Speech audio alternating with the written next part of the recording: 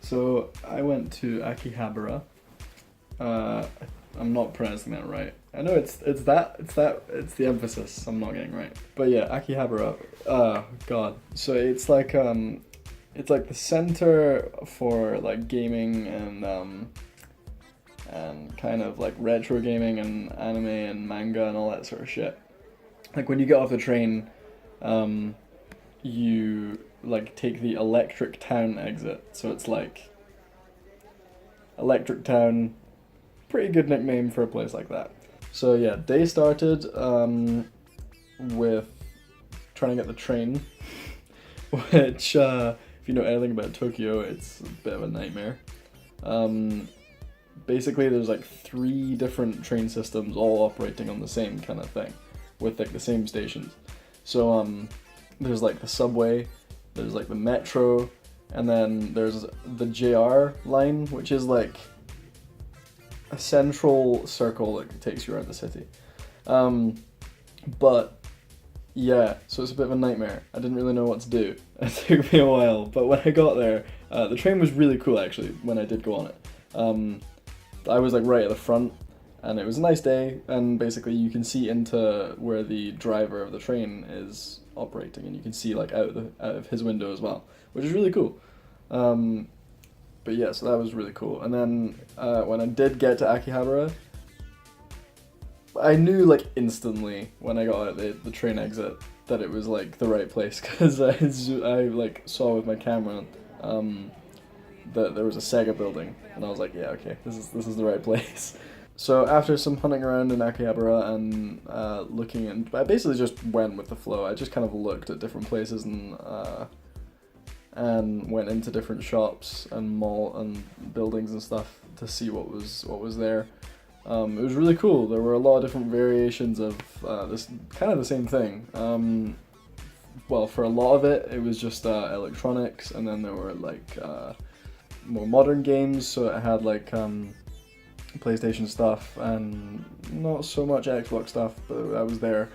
And you know what did surprise me actually, because there were arcades, like I told you yesterday, but there wasn't a lot of Nintendo stuff, like console-wise. I saw plenty of like retro Nintendo stuff, but not a lot of like Switch stuff. And the Switch is like, it's been out a month, so I know not everyone will have it, but that's one thing that has surprised me so far. Not a lot of people are like using Switches, even though I've heard reports that it's doing quite well in Japan, and around the world. And then I started finding the retro stuff, which just kind of blew me away. Because I went into these shops, and they're pretty tiny shops as it is, but they're like crammed full of like all of the retro stuff you could possibly imagine. It was like walls and walls of like PlayStation 1 games. They've got like all of these old consoles which you could like hardly dream of getting in the UK or maybe America. I don't really know what it's like there. But you cannot find like just like a Famicom just like there wrapped in cellophane, and then next to it a PlayStation 1, and then next to that like a Nintendo 64. It's just like, it's insane, and it blew me away. I was like, oh, couldn't even like process that it was all there in the same room. In terms of games, they just had walls and walls of different things. So like you walk in and like the oldest Game Boy stuff there was there, Game Boy Color, Game Boy Advance. You could buy all of those Game Boys as well, and I was like, oh, the past. The thing that really got to me was the wall of Nintendo 64 games. Anyone who knows me knows that the N64 was like the first console I ever owned, and it was like, yeah, there's a lot of nostalgia there for me. But yeah, the PlayStation 1 stuff was very cool as well, and then of course they had tons of PS2 stuff. I'm surprised, I did not purchase a single like retro game or console, and I don't know how I did it. I was very tempted. I was gonna be buying lots of N64 games, but I didn't because I have an N64, but I'm pretty sure it's region locked, so I didn't really want to risk it. But needless to say, it was an amazing thing to see. After that, I was walking down the street. I was actually trying to find a very famous shop in Akihabara called Super Potato, which is like the huge, like a huge center for retro stuff. But when I was on the way there, I saw, and this is possibly my favorite thing I've seen since I've been here, was real life Mario Kart, which I was like, because I just literally, I heard engines, I was listening to music, and I heard engines that sounded like a go-kart, and I was like, So I looked around, and there's just like a formation of 12 people, all in go-karts, and they all had different onesies on, and costumes on, representing characters from Mario Kart, and I was just like, why don't I live here? This is amazing. Yeah, so I found Super Potato, it was very, very cool. It's like a 3-floor building, and they have different shops on each one. And then on the top floor, there's like a retro arcade, which is quite small. It doesn't have a lot there, but just people just. I went into this room, and it was just like clouds of smoke because people smoke a lot here, and they were just playing like Pac-Man and like Super Mario World and like all this shit on arcade machines. I was just like, my kind of people. Not the smokers though. Smoking is bad.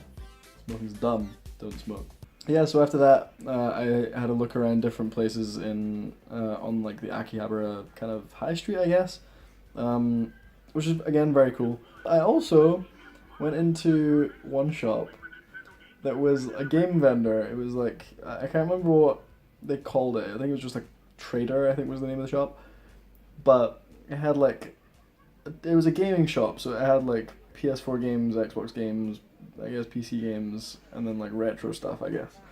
And it was like a used stuff. Imagine CEX, but if it was a 3-floor shop. And I went upstairs thinking, alright, cool, let's see what this floor has to offer.